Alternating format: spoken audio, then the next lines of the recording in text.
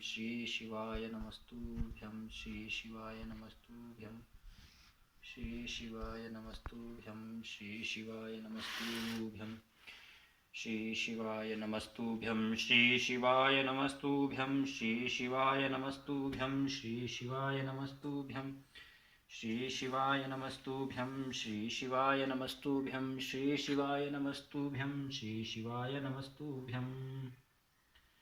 जय हो भगवान शिव की, जय हो पार्वती माता की, जय हो गणेश जी महाराज की, जय हो नंदीश्वर भगवान की, जय हो मूषक जी की, जय हो श्री शिवाय नमस्तुभ्यं कार्तिकेय भगवान की जय हो। श्री शिवाय नमस्तुभ्यं श्री शिवाय नमस्तुभ्यं श्री शिवाय नमस्तुभ्यं श्री शिवाय नमस्तुभ्यं श्री शिवाय नमस्तुभ्यं श्री शिवाय नमस्तुभ्यं। जय हो महादेव महादेव भगवान की जय हो। श्री शिवाय नमस्तुभ्यं। अध्याय 14 रुद्र संहिता।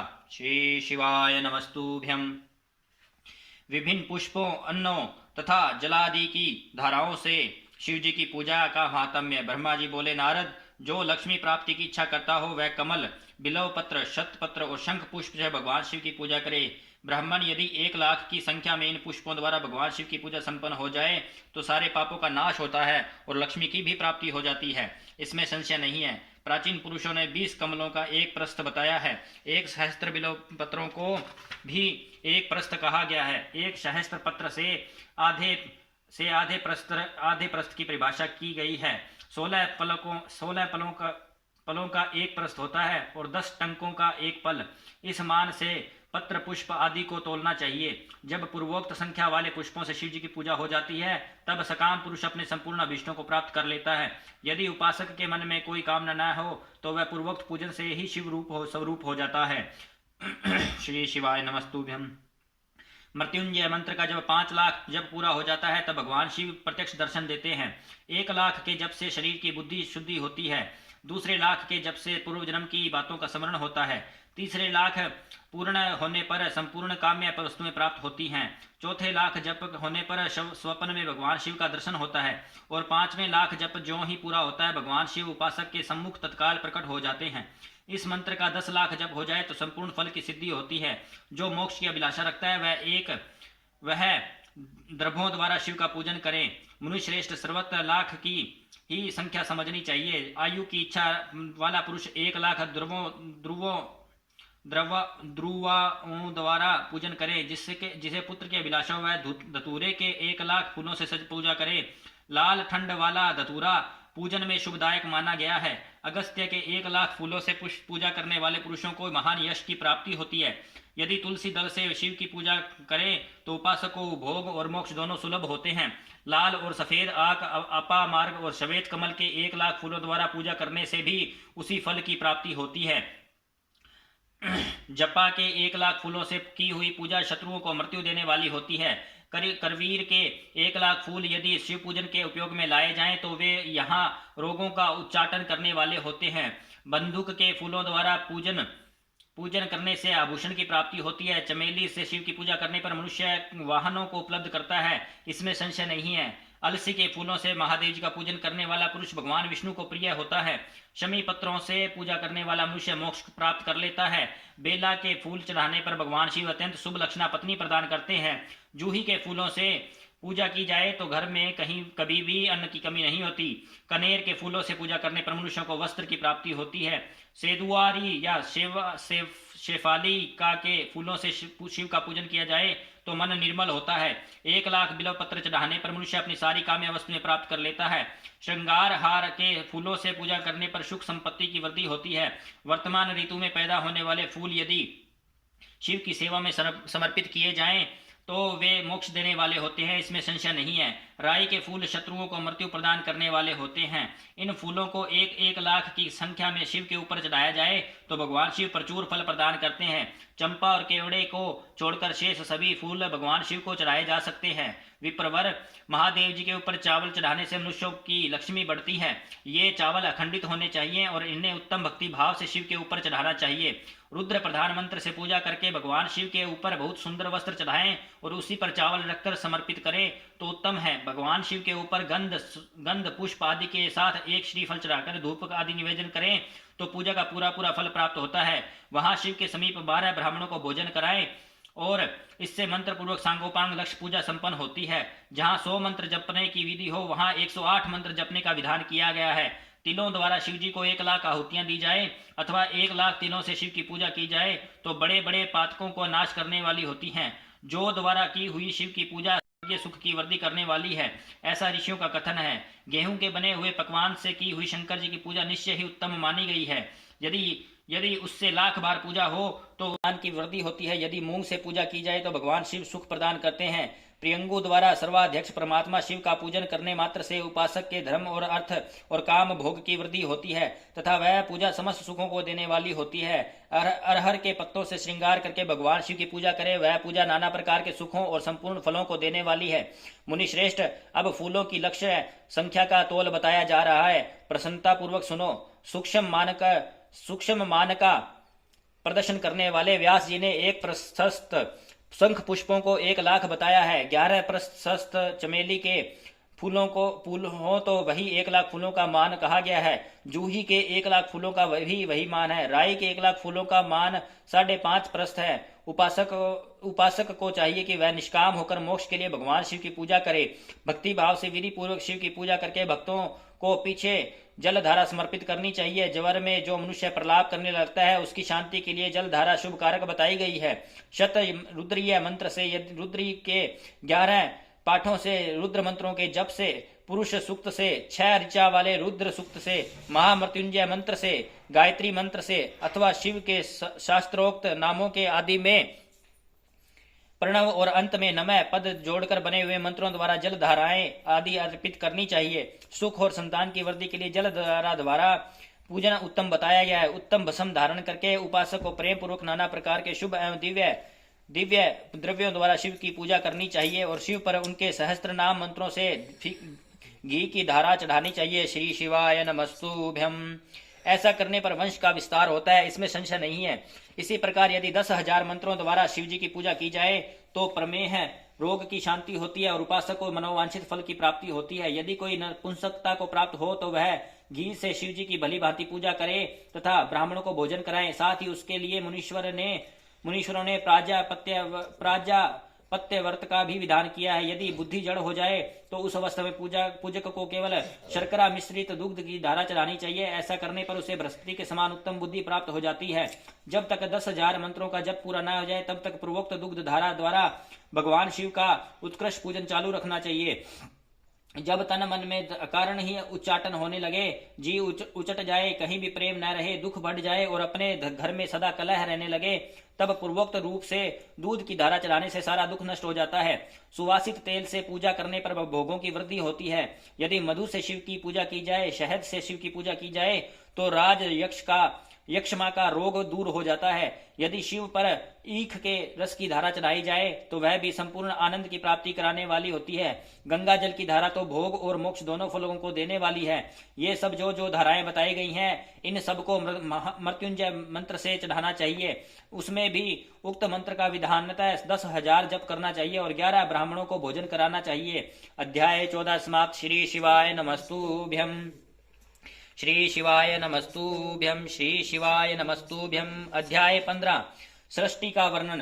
तदंतर नारद जी के पूछने पर ब्रह्मा जी बोले, मुने, हमें पूर्वोक्त आदेश देकर जब महादेव जी अंतर ध्यान हो गए तब मैं उनकी आज्ञा का पालन करने के लिए ध्यान मगन हो कर्तव्य का विचार करने लगा। उस समय भगवान शंकर को नमस्कार करके श्री हरि से ज्ञान पाकर परमानंद को प्राप्त हो मैंने सृष्टि करने का ही निश्चय किया। तात भगवान विष्णु भी वहां सदाशिव को प्रणाम करके मुझे आवश्यक उपदेश दे तत्काल अदृश्य हो गए।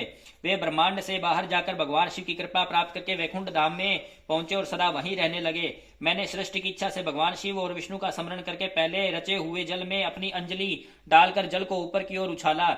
इससे वहां एक अंड प्रकट हुआ जो 24 तत्वों का समूह कहा जाता है। विप्रवर, वह विराट आकार वाला अंड जड़ रूप ही था। उसमें चेतनता न देखकर मुझे बड़ा संशय हुआ और मैं अत्यंत कठोर तप करने लगा।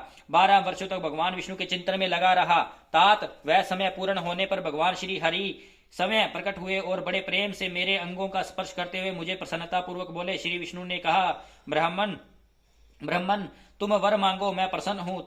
मुझे तुम्हारे लिए कुछ भी अदेय नहीं है।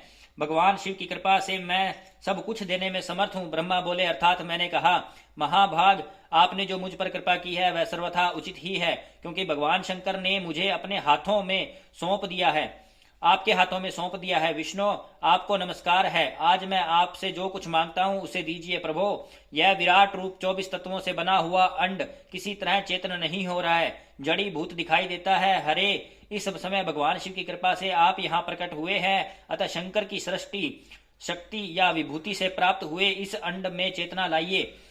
मेरा ऐसा कहने पर शिव की आज्ञा में तत्पर रहने वाले महाविष्णु ने अनंत रूप का आश्रय ले उस अंड में प्रवेश किया। उस समय उन परम पुरुष की सहस्त्रों मस्तक, सहस्त्र नेत्र और सहस्त्रों पैर थे।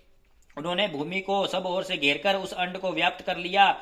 मेरे द्वारा भली भांति स्तुति की जाने पर जब श्री विष्णु ने उस अंड में प्रवेश किया, तब वह 24 तत्वों का विकार रूप अंड सचेतन हो गया और पाताल से लेकर सत्यलोक तक की अवधि वाले उस अंड के रूप में वहां साक्षात श्री हरि ही विराजने लगे। उस विराट अंड में व्यापक होने से ही वे प्रभु विराज पुरुष कहलाए। पंचमुख महादेव ने केवल अपने रहने के लिए सुरम्य कैलाश नगर का निर्माण किया, जो सब लोकों से ऊपर सुशोभित होता है। देव ऋषि, संपूर्ण ब्रह्मांड का नाश हो जाने पर भी वैकुंठ और कैलाश, इन दो धामों का यहाँ कभी नाश नहीं होता। मुनि श्रेष्ठ, मैं सत्यलोक का आश्रय लेकर रहता हूँ। तात महादेव जी की आज्ञा से ही मुझ में सृष्टि रचने की इच्छा उत्पन्न हुई है।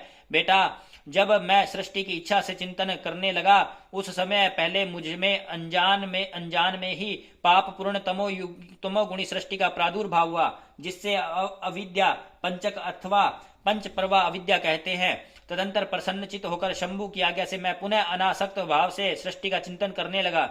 उस समय मेरे द्वारा स्थावर, संज्ञक, वृक्ष आदि की सृष्टि हुई, जिसे मुख्य सर्ग कहते हैं। यह पहला सर्ग है। उसे देखकर तथा वह अपने लिए पुरुषार्थ का साधन नहीं है, यह जानकर सृष्टि की इच्छा वाले मुझ ब्रह्मा से दूसरा सर्ग प्रकट हुआ, जो दुख से भरा हुआ है। उसका नाम त्रियक स्त्रोता है।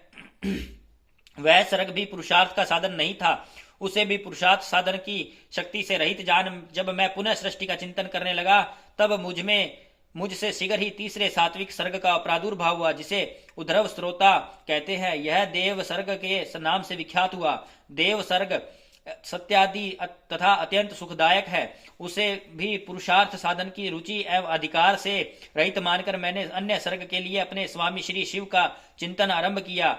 तब भगवान शंकर की आज्ञा से एक रजोगुणी सृष्टि का प्रादुर्भाव हुआ, जिसे अर्वाक स्त्रोता कहा गया है। इस सर्ग के प्राणी मनुष्य हैं और जो पुरुषार्थ साधन के उच्च अधिकारी है। तदंतर महादेव जी की आज्ञा से भूत आदि की सृष्टि हुई। इस प्रकार मैंने 5 तरह की वैकृत सृष्टि का वर्णन किया। इसके सिवा 3 प्राकृत सर्ग भी कहे गए, जो मुझ ब्रह्मा के सानिध्य से प्रकृति से ही प्रकट हुए।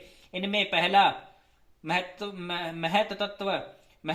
का सर्ग है, दूसरा सूक्ष्म भूतों अर्थात तन्मात्राओं का सर्ग है और तीसरा वैकारिक सर्ग कहलाता है। इस तरह ये 3 प्राकृत सर्ग हैं। प्राकृत और वैकृत दोनों प्रकार के सर्गों को मिलाने से 8 सर्ग होते हैं। इनके सिवा नवा को मार्ग सर्ग है, जो प्राकृत और वैकृत भी है। इन सब के अवान्तर भेद को मैं वर्णन नहीं कर सकता, क्योंकि इसका उपयोग बहुत थोड़ा है। अब द्विजात्मक सर्ग का प्रतिपादन करता हूँ। इसी का दूसरा नाम कुमार सर्ग है, जिसमें सनक, सनंदन आदि कुमारों की महत्वपूर्ण सृष्टि हुई। सनक आदि मेरे 4 मानस पुत्र हैं, जो मुझ ब्रह्मा के ही समान हैं। वे महान वैराग्य से संपन्न तथा उत्तम व्रत का पालन करने वाले हैं।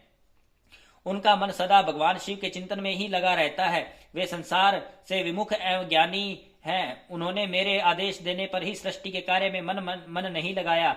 मुनि श्रेष्ठ नारद, सनकादि कुमारों के दिए हुए नकारात्मक उत्तरों को सुनकर मैंने बड़ा भयंकर क्रोध प्रकट किया। उस समय मुझ पर मोह छा गया। उस अवसर पर मैंने मन ही मन भगवान विष्णु का स्मरण किया। वे शीघ्र ही आ गए और उन्होंने समझाते हुए मुझसे कहा कि तुम भगवान शिव की प्रसन्नता के लिए तपस्या करो। मुनिश्रेष्ठ श्री हरि ने जब मुझसे ऐसी शिक्षा दी तब मैं महाघोर एवं उत्कृष्ट तप करने लगा। सृष्टि के लिए तपस्या करते हुए मेरी दोनों बाहों और नासिका के मध्य भाग, जो उनका अपना ही अविमुक्त नामक स्थान है, महेश्वर की 3 मूर्तियों में से अन्यमयत पूर्णांश सर्वेश्वर एवं दयासागर भगवान शिव अर्धनारीश्वर रूप में प्रकट हुए, जो जन्म से रहित तेज की राशि, सर्वज्ञ तथा सर्वश्रेष्ठा है। उन नील लोहित नामधारी साक्षात उमा वल्लभ शंकर को सामने देख बड़ी भक्ति से मस्तक झुका उनकी स्तुति करके मैं बड़ा प्रसन्न हुआ और उन देवेश्वर से बोला, प्रभो आप भांति भांति के जीवों की सृष्टि कीजिए। मेरी यह बात सुनकर उन देवाधिदेव महेश्वर रुद्र ने अपने ही समान बहुत से रुद्र गणों की सृष्टि की। तब मैंने अपने स्वामी महेश्वर महारुद्र से कहा, फिर कहा, देव आप ऐसे जीवों की सृष्टि कीजिए जो जन्म और मृत्यु के भय से युक्त हो। मुनि श्रेष्ठ मेरी ऐसी बात सुनकर करुणा सागर महादेव जी हंस पड़े और तत्काल इस प्रकार बोले। महादेव जी ने कहा, विद्यात मैं जन्म और मृत्यु के भय से युक्त अशोभन जीवों की सृष्टि नहीं करूंगा, क्योंकि वे कर्मों के अधीन हो दुख के समुद्र में डूबे रहेंगे। मैं तो दुख के सागर में डूबे हुए उन जीवों का उद्धार मात्र करूंगा। गुरु का स्वरूप धारण करके उत्तम ज्ञान प्रदान कर उन सबको संसार सागर से पार करूंगा। प्रजापते, दुख में डूबे हुए सारे जीव की सृष्टि तो तुम ही करो। मेरी आज्ञा से इस कार्य में प्रवृत्त होने के लिए कारण तुम्हें माया नहीं बांध सकेगी। मुझे ऐसा कहकर श्रीमान भगवान नील लोहित महादेव मेरे देखते ही देखते अपने पार्षदों के साथ वहां से तत्काल तिरोहित हो गए। अध्याय 14 समाप्त। श्री शिवाय नमस्तुभ्यम। श्री शिवाय नमस्तुभ्यम। श्री शिवाय नमस्तुभ्यम। अध्याय 15 समाप्त। अध्याय 16 स्वायंभू भूव मनु और शतरूपा की ऋषियों की तथा दक्ष कन्याओं की संतानों का वर्णन तथा सती और शिव की महत्ता का प्रतिपादन। ब्रह्मा जी कहते हैं, नारद, तदंतर मैंने शब्द तन मात्रा आदि सूक्ष्म भूतों को स्वयं ही पंचीकृत करके अर्थात उन पंचों का परस्पर सम्मिश्रण करके उनसे स्थूल आकाश, वायु, अग्नि, जल और पृथ्वी की सृष्टि की। पर्वतों, समुद्रों और वृक्षों आदि को उत्पन्न किया। कला से लेकर युग पर्यंत जो काल विभाग है उनकी रचना की। मुने उत्पत्ति और विनाश वाले और भी बहुत से पदार्थों का मैंने निर्माण किया, परंतु इससे मुझे संतोष नहीं हुआ। तब शांब शिव का ध्यान करके मैंने साधन परायण पुरुषों की सृष्टि की। अपने दोनों नेत्रों से मिरीचिकों, हृदय से भृगों, सिर से अंगिरा को, वयान वायु से मुनि श्रेष्ठ पुलह को और उदान वायु से पुलस्त्य को, समान वायु से वशिष्ठ को, अपान से क्रतु को, दोनों कानों से अत्रि को, प्राणों से दक्ष को, गोद से तुम को, छाया से कर्दम मुनि को तथा संकल्प से समस्त साधनों के साधन धर्म को उत्पन्न किया। मुनि श्रेष्ठ, इस तरह इन उत्तम साधकों की सृष्टि करके महादेव जी की कृपा से मैंने अपने आप को कर्तार्थ माना। तत्पश्चात संकल्प से उत्पन्न हुए धर्म मेरी आज्ञा से मानव रूप धारण करके साधकों की प्रेरणा से साधन में लग गए। इसके बाद मैंने अपने विभिन्न अंगों से देवता, असुर आदि के रूप में असंख्य पुत्रों की सृष्टि करके उन्हें भिन्न भिन्न शरीर प्रदान किए। मुने तदंतर अंतर्यामी भगवान शंकर की प्रेरणा से अपने शरीर को 2 भागों में विभक्त करके मैं 2 रूप वाला हो गया। नारद, आधे शरीर से मैं क्षत्रिय हो गया, स्त्री हो गया और आधे से पुरुष। उस पुरुष ने उस स्त्री के गर्भ से सर्व साधन समर्थ उत्तम जोड़े को उत्पन्न किया। उस जोड़े में जो पुरुष था वही स्वायंभुव मनु के नाम से प्रसिद्ध हुआ। स्वायंभू मनु उच्च कोटि के साधक हुए। जो स्त्री हुई वह शतरूपा कहलाई। वह योगिनी और तपस्विनी हुई। तात मनु ने वैवाहिक विधि से अत्यंत सुंदरी शतरूपा का पाणी ग्रहण किया और उससे वे मैथुन जनित सृष्टि उत्पन्न करने लगे। उन्होंने शतरूपा से प्रियवर्त और उतानपाद नामक 2 पुत्र और 3 कन्याएं उत्पन्न की। कन्याओं के नाम थे आकुति, देवहूति और परसुति।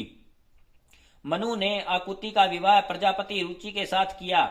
मंजली पुत्री देवहूति कर्दम को ब्याह दी और उतानपाद की सबसे छोटी बहन प्रसूति प्रजापति दक्ष को दी। उनकी संतान परंपराओं से समस्त चराचर जगत व्याप्त हुआ है। रुचि से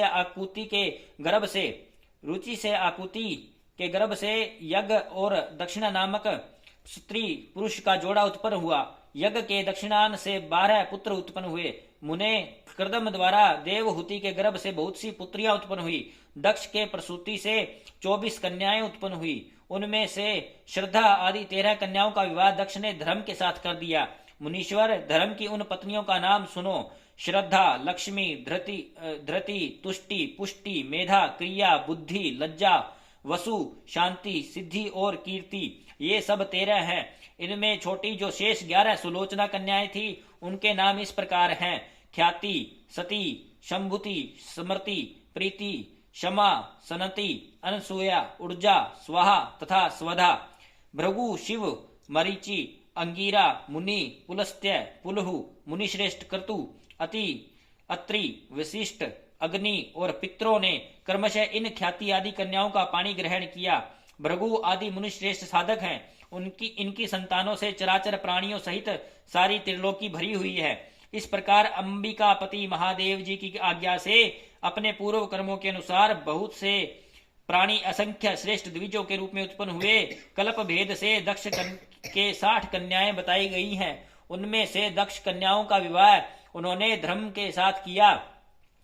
27 कन्याएं चंद्रमा को ब्याह दी और विधि पूर्वक 13 कन्याओं के हाथ दक्ष ने कश्यप के हाथ में दे दिए। नारद, उन्होंने 4 कन्याएं श्रेष्ठ रूप वाले अरिष्टनेमी ताक्षर्य को ब्याह दी तथा भृगु, अंगीरा और कृशास्वा को 2-2 कन्याएं अर्पित की।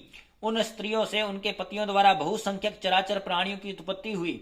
मुनि श्रेष्ठ दक्ष ने महात्मा कश्यप को जिन 13 कन्याओं का विधि पूर्वक दान दिया था, उनकी संतानों से सारी त्रिलोकी व्याप्त है। सथावर और जंगम कोई भी सृष्टि ऐसी नहीं है जो कश्यप की संतानों से शून्य हो। देवता, ऋषि, दैत्य, वृक्ष, पक्षी, पर्वत तथा तृणलता आदि सभी कश्यप पत्नियों से पैदा हुए हैं। इस प्रकार दक्ष कन्याओं की संतानों से सारा चराचर जगत व्याप्त है।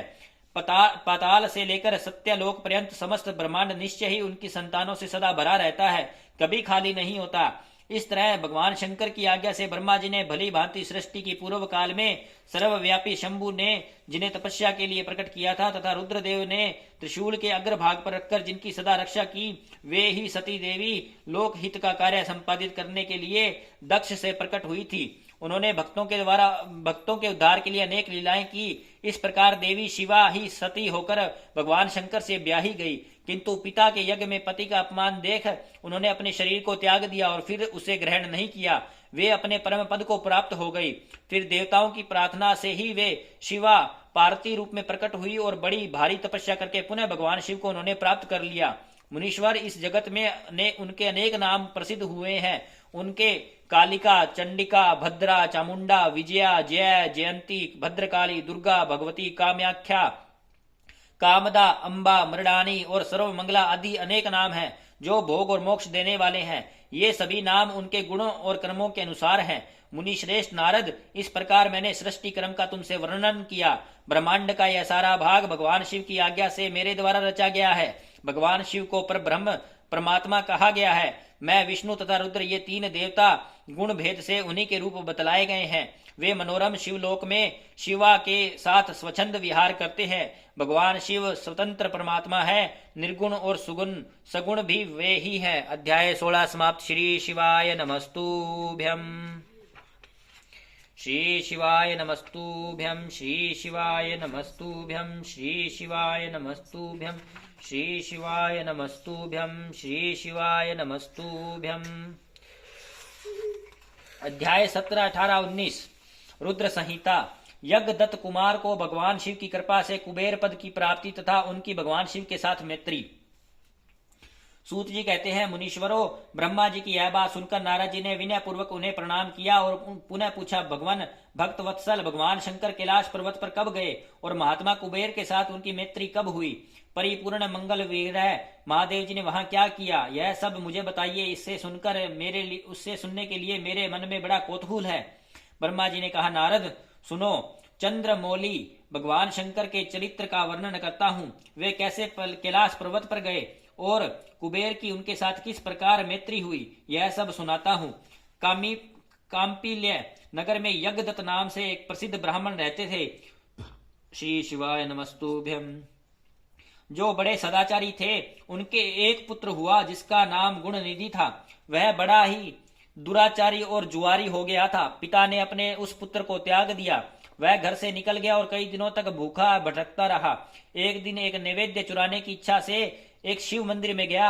वहां उसने अपने वस्त्र को जलाकर उजाला किया, यह मानो उसके द्वारा भगवान शिव के लिए दीपदान किया गया। तत्पश्चात वह चोरी में पकड़ा गया और उसे प्राण दंड मिला। अपने कुकर्मों के कारण वह यमदूतों द्वारा बांधा गया। इतने में ही भगवान शंकर के पार्षद वहां आ पहुंचे और उन्होंने उसे उनके बंधन से छुड़ा दिया। शिव गणों के संग से उसका हृदय शुद्ध हो गया था, अतः वह उन्हीं के साथ तत्काल शिवलोक चला गया। वहां सारे दिव्य भोगों का उपभोग तथा उमा महेश्वर का सेवन करके कालांतर में वह कलिंग राज अरिदम का पुत्र हुआ। वहां उसका नाम था दम। वह निरंतर भगवान शिव की सेवा में लगा रहता था। बालक होने पर भी वह दूसरे बालकों के साथ शिव का भजन किया करता था। वह क्रमशः युवा अवस्था को प्राप्त हुआ और पिता के परलोक गमन के पश्चात राज सिंहासन पर बैठा। राजा दम बड़ी प्रसन्नता के साथ सब और शिव धर्म का प्रचार करने लगे। भूपाल दम का दमन करना दूसरों के लिए सर्वथा कठिन था। ब्राह्मण समस्त शिवालयों में दीपदान करने के अतिरिक्त वे दूसरे किसी धर्म को नहीं जानते थे। उन्होंने अपने राज्य में रहने वाले समस्त ग्रामाध्यक्षों को बुलाकर यह आज्ञा दी कि शिव मंदिर में दीपदान करना सबके लिए अनिवार्य होगा। जिस जिस ग्रामाध्यक्ष के गांव के पास जितने शिवालय हो, वहां वहां बिना कोई विचार किए सदा दीप जलना चाहिए। आजीवन इसी धर्म का पालन करने के कारण राजा दम ने बहुत बड़ी धर्म संपत्ति का संचय कर लिया। फिर वे काल धर्म के अधीन हो गए। दीपदान की वासना से युक्त होने के कारण उन्होंने शिवालयों में बहुत से दीप जलवाए और उसके फलस्वरूप जन्मांतर में वे रत्नमय दीपों की प्रभा के आश्रय हो अलकापुरी के स्वामी हुए। इस प्रकार भगवान शिव के लिए किया हुआ थोड़ा सा भी पूजन या आराधन समय अनुसार महान फल देता है। ऐसा जानकर उत्तम सुख की इच्छा रखने वाले लोगों को शिव का भजन अवश्य करना चाहिए। वह दीक्षित का पुत्र जो सदा सब प्रकार के अधर्मों में ही रचा पचा रहता था, देव योग से शिवालय में धन चुराने के लिए गया और उसने स्वार्थ वश अपने कपड़ों को दीप की भांति बत्ती बनाकर उसके प्रकाश से शिवलिंग के ऊपर का अंधेरा दूर कर दिया। इस सत्कर्म के फलस्वरूप वह कलिंग देश का राजा हुआ और धर्म में उसका अनुराग हो गया। फिर दीप की वासना का उदय होने से शिवालयों में दीप जलवाकर उसने यह दिक्पाल का पद पा लिया। मुनीश्वर, देखो तो सही, कहाँ उसका वह कर्म और कहाँ वह दिक्पाल की पदवी जिसका वह मानव धर्मा प्राणी इस समय यह उपभोग कर रहा है। तात यह तो उसके ऊपर शिव के संतुष्ट होने की बात बताई गई। अब एक चित होकर यह सुनो कि किस प्रकार सदा के लिए उसकी भगवान शिव के साथ मित्रता हो गई। मैं इस प्रसंग को तुमसे वर्णन करता हूँ। नारद, पहले के पाद्य कल्प की बात है। तुम मुझ ब्रह्मा के मानस पुत्र पुलस्त्य से विश्रवा का जन्म हुआ और विश्रवा के पुत्र वैश्रवण कुबेर हुए। उन्होंने पूर्व काल में अत्यंत उग्र तपस्या के द्वारा त्रिनेत्रधारी महादेव की आराधना करके विश्वकर्मा की बनाई हुई इस अलकापुरी का उपभोग किया। जब वह कल्प व्यतीत हो गया और मेघ वाहन कल्प आरंभ हुआ, उस समय वह यज्ञदत्त का पुत्र जो प्रकाश का दान करने वाला था, कुबेर के रूप में अत्यंत दुस्सह तपस्या करने लगा।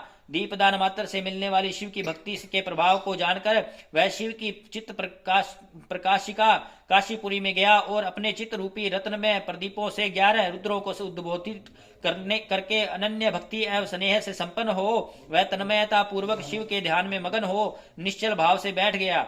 और जो शिव की एकता का महान पात्र है वह तप रूपी अग्नि से बढ़ा हुआ है।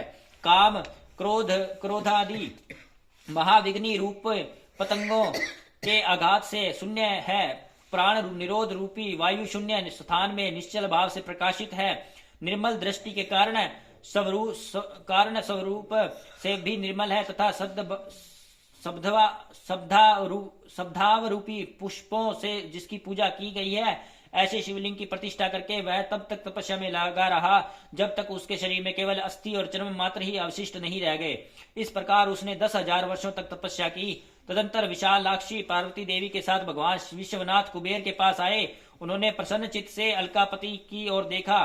वे शिवलिंग में मन को एकाग्र करके ठूंठे काठ की भांति स्थिर भाव से बैठे थे। भगवान शिव ने उनसे कहा, अलकापते, मैं वर देने के लिए उद्यत हूँ, तुम अपना मनोरथ बताओ। यह वाणी सुनकर तपस्या के धनी कुबेर ने जो ही आंखें खोलकर देखा त्यों ही उमा वल्लभ भगवान श्री कंठ सामने खड़े दिखाई दिए। वे उदय काल के सहस्त्र सूर्यों से भी अधिक तेजस्वी थे और उनके मस्तक पर चंद्रमा अपनी चांदनी बिखेर रहे थे। भगवान शंकर के तेजस से उनकी आंखें चौंधिया गई, उनका तेज प्रतहित हो गया और वे नेत्र बंद करके मनोरथ से भी परे विराजमान देव देवेश्वर शिव से बोले, नाथ मेरे नेत्रों को वह दृष्टि शक्ति दीजिए जिससे आपके चरणारविंदों का दर्शन हो सके। स्वामीन आपका प्रत्यक्ष दर्शन हो, यही मेरे लिए सबसे बड़ा वर है। ईश दूसरे किसी वर से मेरा क्या प्रयोजन। चंद्रशेखर आपको नमस्कार है। कुबेर की यह बात सुनकर देवाधिदेव उमापति ने अपनी हथेली से उनको स्पर्श करके उन्हें देखने की शक्ति प्रदान की। दृष्टि शक्ति मिल जाने पर यज्ञदत्त के उस पुत्र ने आंखें फाड़ फाड़ कर पहले उमा की ओर ही देखना आरंभ किया। वह मन ही मन सोचने लगा, भगवान शंकर के समीप यह सर्वांग सुंदरी कौन है? इसने कौन सा ऐसा तप किया जो मेरी भी तपस्या से बढ़ गया है? यह रूप, यह प्रेम, यह सौभाग्य और यह असीम शोभा सभी अद्भुत हैं। वह ब्राह्मण कुमार बार बार यही कहने लगा। जब बार बार यही कहता हुआ वह क्रूर दृष्टि से उनकी ओर देखने लगा, तब वामा के अवलोकन से उसकी बाई आंख फूट गई। तदंतर देवी पार्वती ने महादेव जी से कहा, प्रभु यह दुष्ट तपस्वी बार बार मेरी ओर देखकर क्या बक रहा है? आप मेरी तपस्या के तेज को प्रकट कीजिए। देवी की यह बात सुनकर भगवान शिव ने हंसते हुए उनसे कहा, उमे यह तुम्हारा पुत्र है, यह तुम्हें क्रूर दृष्टि से नहीं देखता अपितु तुम्हारी तप संपत्ति का वर्णन कर रहा है। देवी से यह ऐसा कहकर भगवान शिव पुनः उस ब्राह्मण कुमार से बोले, वत्स मैं तुम्हारी तपस्या से संतुष्ट होकर तुम्हें वर देता हूँ। तुम निधियों के स्वामी और गुहकों के राजा हो जाओ। सुरवर्त यक्षों, किन्नरों और राजाओं के भी राजा होकर पुण्य जनों के पालक और सबके लिए धन के दाता बनो। मेरे साथ तुम्हारी सदा मैत्री बनी रहेगी और मैं नित्य तुम्हारे निकट निवास करूंगा। मित्र, तुम्हारी प्रीति बढ़ाने के लिए मैं अलका के पास ही रहूंगा। आओ इन उमा देवी के चरणों में साष्टांग प्रणाम करो, क्योंकि ये तुम्हारी माता है। महाभक्त यज्ञदत्त कुमार, तुम अत्यंत प्रसन्न चित्त से इनके चरणों में गिर जाओ। ब्रह्मा जी कहते हैं, नारद इस प्रकार वर देकर भगवान शिव ने पार्वती देवी से कहा, फिर कहा, देवेश्वरी इस पर कृपा करो, तपस्विनी यह तुम्हारा पुत्र है। भगवान शंकर का यह कथन सुनकर जगदम्बा पार्वती प्रसन्नचित्त हो यज्ञदत्त कुमार से कहा, वत्स भगवान शिव में तुम्हारी सदा निर्मल भक्ति बनी रहे। तुम्हारी बाई आंख तो फूट ही गई है, इसलिए एक ही पिंगल नेत्र से युक्त रहो। महादेव जी ने जो वर दिए हैं वे सब उसी रूप में तुम्हें सुलभ हो। बेटा, मेरे रूप के प्रति ईर्ष्या करने के कारण तुम कुबेर के नाम से प्रसिद्ध होगे। इस प्रकार कुबेर को वर देकर भगवान महेश्वर पार्वती देवी के साथ अपने विश्वेश्वर धाम में चले गए। इस तरह कुबेर ने भगवान शंकर की मैत्री प्राप्त की और अलकापुरी के पास जो कैलाश पर्वत है वह भगवान शंकर का निवास हो गया। अध्याय 18-19 समाप्त। श्री शिवाय नमस्तुभ्यम। श्री शिवाय नमस्तुभ्यम। श्री शिवाय नमस्तुभ्यम। श्री शिवाय नमस्तुभ्यम। ओम जय शिव ओंकारा, प्रभु जय शिव ओंकारा। ब्रह्मा विष्णु सदा शिव अर्धांगी धारा। ओम जय शिव ओंकारा। एकानन चतुरानन पंचानन राजे। हंसासन गरुड़ासन वृषवाहन साजे। ओम जय शिव ओंकारा। दो भुज चार चतुर भुज दस भुज अति सोहे। तीनों रूप निरखता त्रिभुवन जन मोहे। ओम जय शिव ओंकारा। अक्षमाला वनमाला मुंडमाला धारी। चंदन मृग मद सोहे भोले शुभकारी। ओम जय शिव ओंकारा। श्वेतांबर पीतांबर बाघंबर अंगे। सनकादिक ब्रह्मादिक भूतादिक संगे। ओम जय शिव ओंकारा। करके मध्य कमंडलु चक्र त्रिशूल धरता जग करता जग हरता जग पालन करता। ओम जय शिव ओंकारा। ब्रह्मा विष्णु सदा शिव जानत अविवेका प्रणवाक्षर में शोभित ये तीनों एका। ओम जय शिव ओंकारा। त्रिगुण स्वामी जी की आरती जो कोई जन गावे कहत शिवानंद स्वामी मन वांछित फल पावे। ओम जय शिव ओंकारा। बोलो श्री शिवाय नमस्तुभ्यं। जय कुबेरेश्वर महादेव श्री पशुपतिनाथ महादेव की जय। हर हर महादेव।